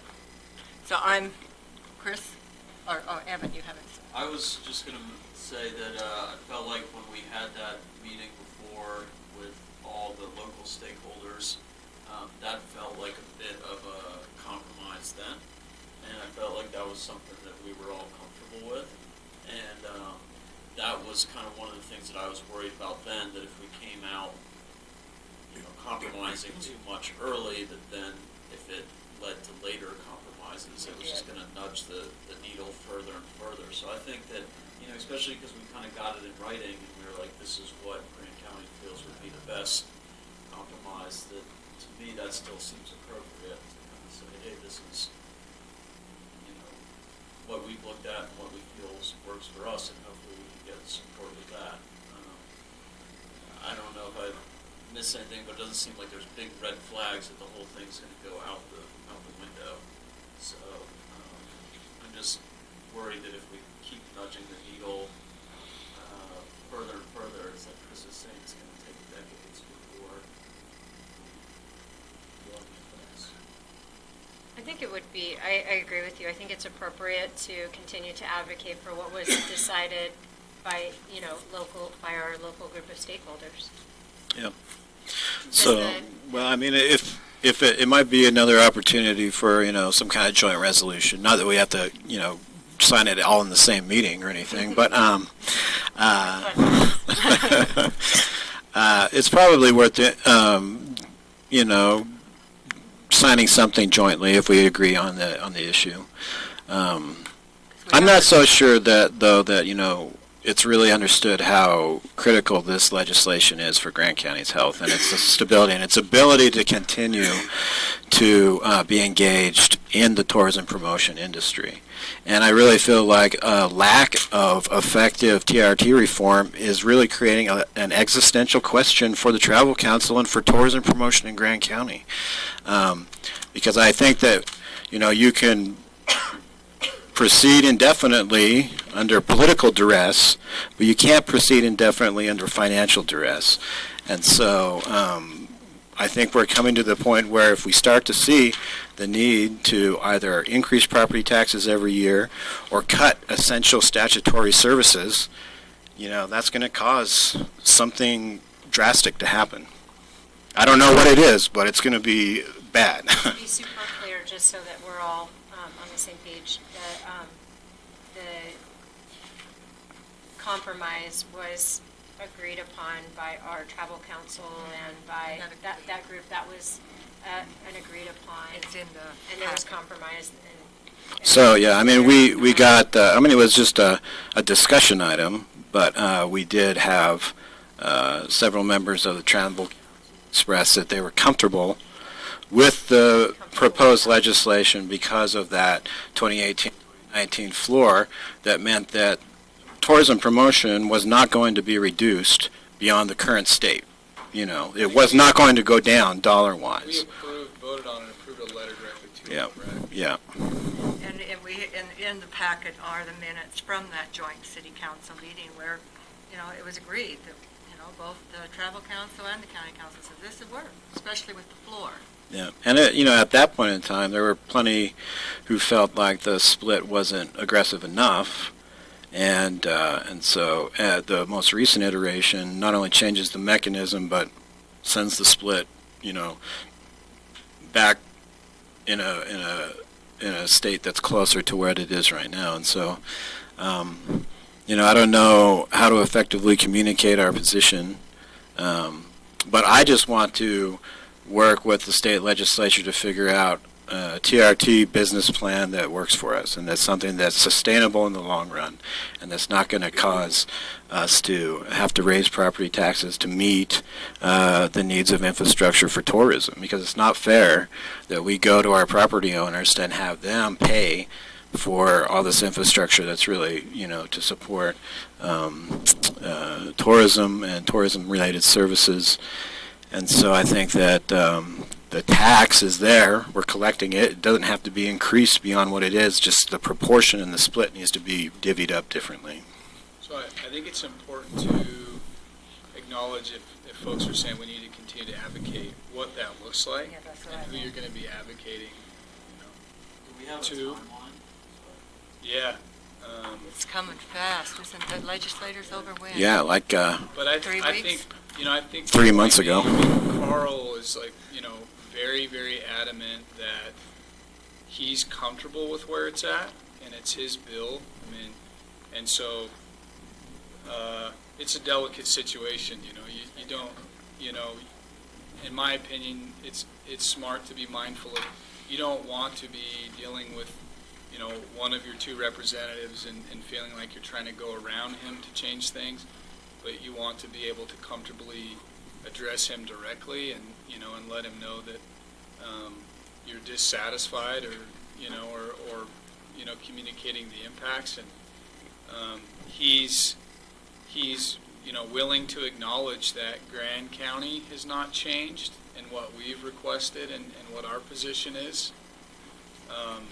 But, he's been pretty firm that, he really wants to move forward with what he has. So if you have comments for him, and I recommend people reach out directly to him.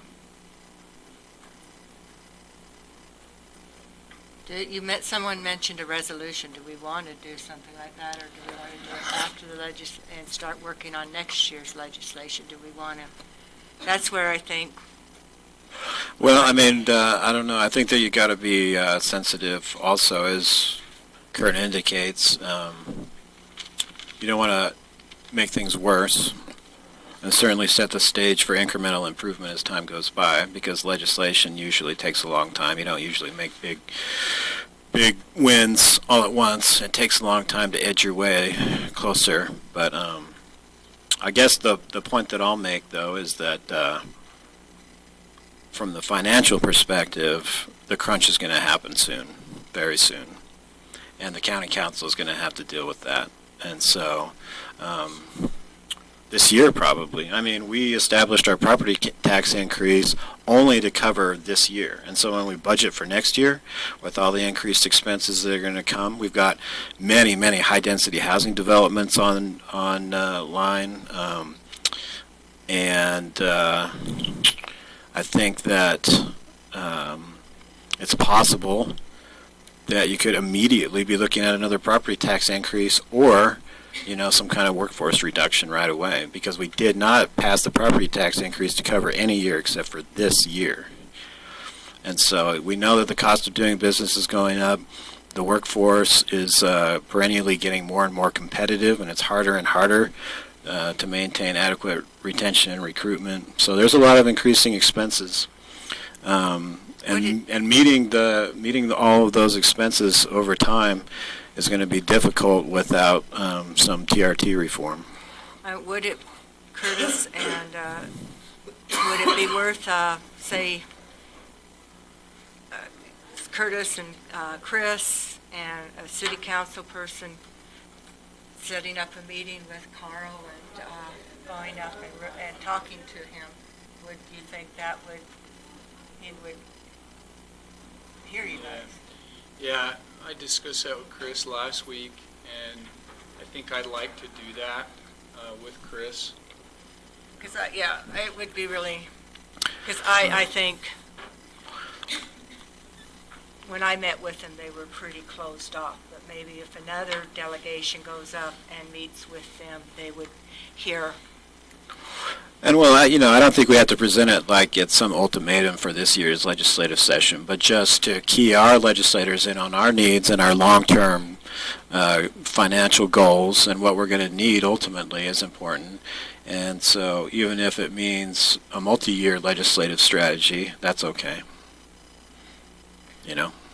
Well, it's 2 o'clock.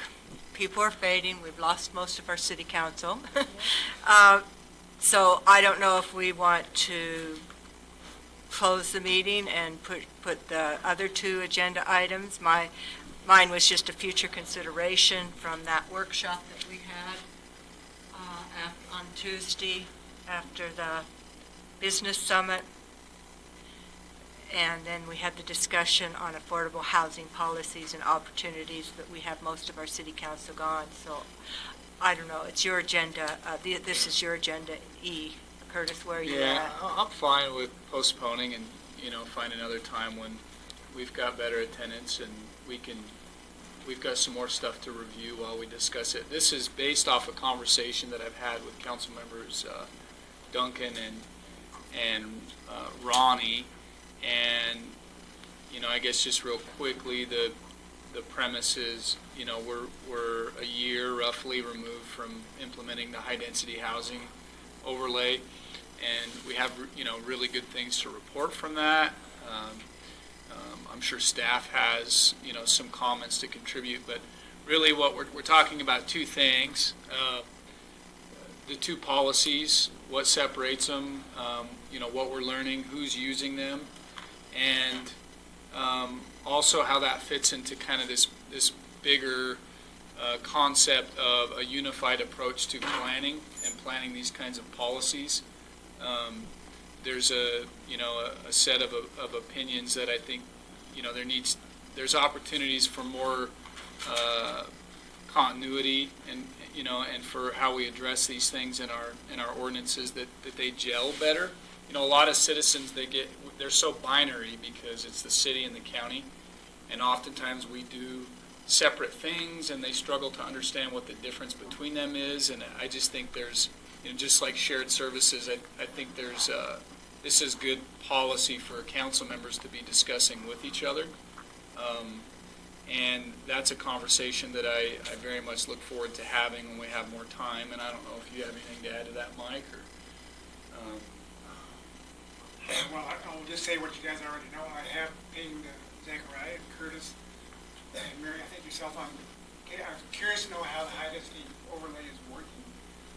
Is CARES providing housing? Is it going to provide affordable housing? And the answer seems to be so far as we don't know yet, because not enough is sold. So for me, that was the primary goal. It's not more affordable than all we got is more houses. Good.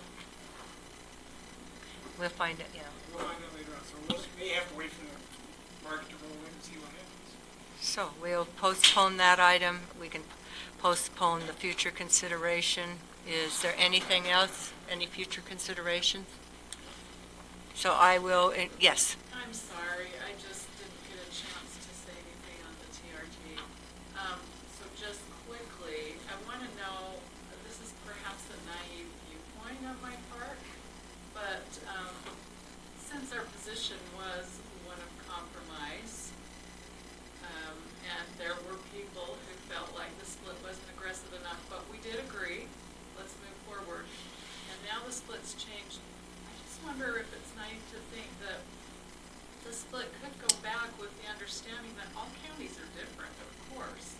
Grand County is not in a situation where we need to keep raising and raising and raising what we're spending on promotion. We do need to take care of the citizens and visitors that we already have coming.